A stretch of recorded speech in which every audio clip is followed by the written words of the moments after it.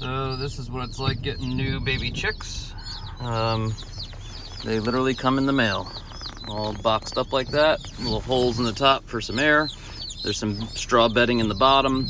And then when you order them, at least from McMurray and many other hatcheries, you have to order a certain amount. And the reason behind, we ordered 25.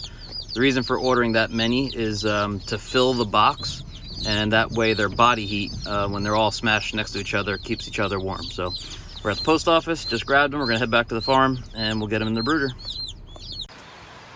All right, here's our baby chick box. Got them back home. We're inside the barn right now. We took this 10 by 10 stall here 2 years ago and made a 4 by 8 chicken brooder out of it. It is all insulated with 2-inch styrofoam on the inside as well. And I don't know, I could turn the light on, I guess, you can see.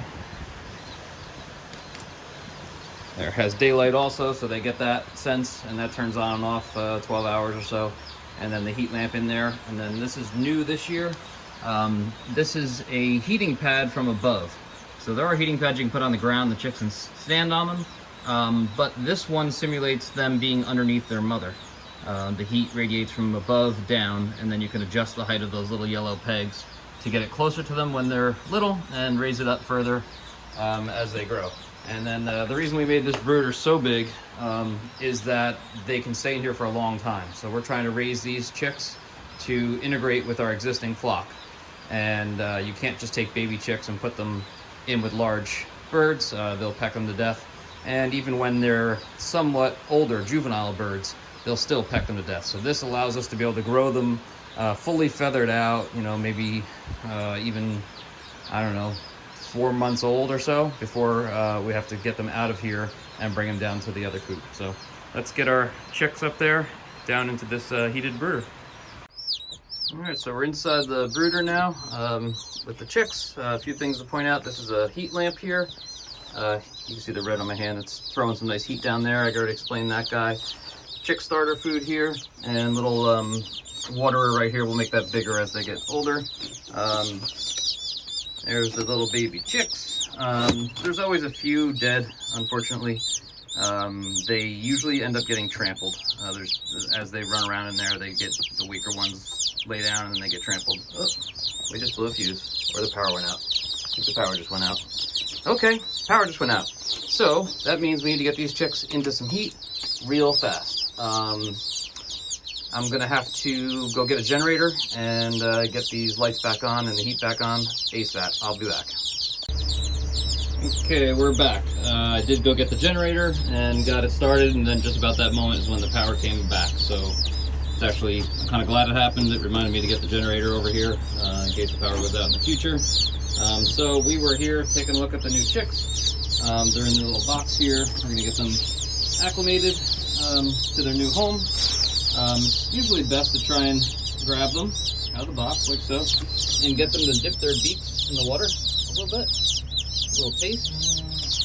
Alright, a little taste of water. Oh, hello. And there you go, guys. Okay. Yep. That's where the water is. Nope, don't go in the water. There we go. So we'll go through and we'll give everybody a little dip of their beak in the water, and then get them underneath the heat as quickly as possible. And just let them know where their water is. We'll go back to it, and then we'll worry about food later. So we'll check back once we get them all unloaded. Quick update. They're doing well. We did lose 5 in the shipping this time, so it is beginning of February, so I guess I'm not that surprised. The company should refund us for those 5. I forgot to mention that little cube sitting down there amongst them all. That is a Wi-Fi thermometer underneath the lamp, and it also has an alarm set on it, so if the temperature drops below, I think I have it set for 80, it will set an alarm on my phone and let me know. That way if we have any power outages, the bulb blows out, anything like that happens, I will know about it. And then of course we have our little Blink camera set up over here in the corner to be able to remotely monitor the chicks from work or from wherever, sitting on the couch. But yeah, they're doing really well. The ones that did survive, other than those 5, are all running around and eating and drinking already. If I go in there, they come over to me and want to run underneath me and everything else. So they're a healthy bunch. So these will be replacement birds for us. Keeping free range chickens, and we do truly free range ours. The door opens about midday, and they can run around anywhere they want, and go as far as they want, and then they come back at night. But in that process, you lose some. A fox is going to get some, a hawk's going to get some, and so by getting chicks every spring, you get a constant replacement.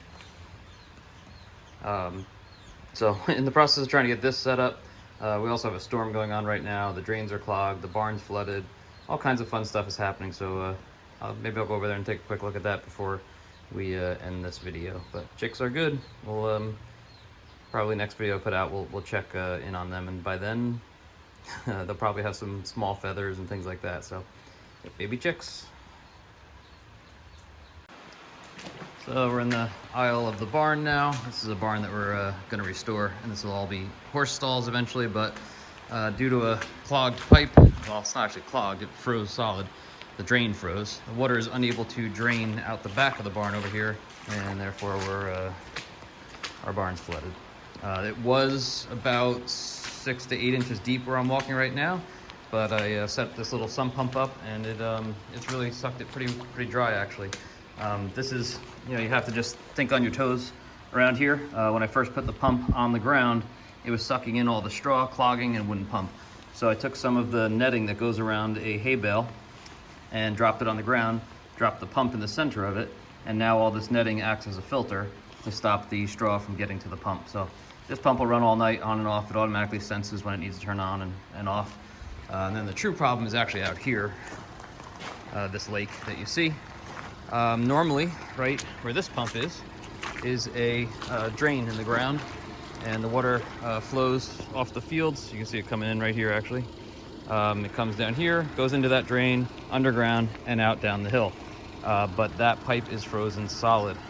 So I've got a pump on it, trying to help, but in reality, I don't know if I'm really even doing anything. It's just washing out the road. Probably won't be able to see it due to the darkness here, but we'll take a walk over here anyway. This goes downhill to my property from the farm property, and you can see it a little bit. This river stream running down would normally not be here because it would be underground and not washing away all the gravel, and then it goes all the way down there where it has completely washed out the road. You might get a little glimpse of it there. It's all just ruts, almost a foot deep in some spots. You really can't even drive through there without something with four-wheel drive. So I guess it's going to be a race now to try and get this fixed, leveled out before the 0-degree weather comes and it freezes solid. So that'll be the next hurdle we'll jump. But it's life on a farm. It's something new every single day. Chicks arrived today, scramble to get them all in, turn on some pumps and flooded barns, and it's just equipment breaking. It's just a non-stop circus. But if you're someone that loves to be active, if you know me, I can't sit down, so this life suits me. I don't need to sit down. There's constantly something to do, something to fix, something to run to, something to save, and so on and so forth. So I think I've done all I can out here. We'll end the video here. I'm gonna go inside. Hunter got a new dartboard, so I'm gonna go and put up a plywood backing for it so he doesn't throw darts through the wall. There's a few other little odds and ends. Probably going to the carriage house tonight and take a sawzall to the kitchen, as we're gonna redo that kitchen real soon. So we'll wrap it up out here and go do some inside things. That's a wet cow right there.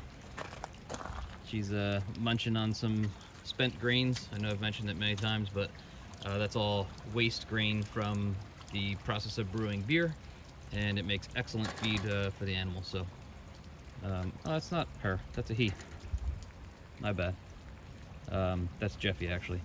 So he's having a little dinner. Looking a little wet there, Jeffy. Yeah, looking a little wet. What do you say now? Up here. Hey, come see us. What do you say? Not too talkative tonight. Oh well. All right. Good night, Jeffy. Good night, YouTube world. We'll see you next time.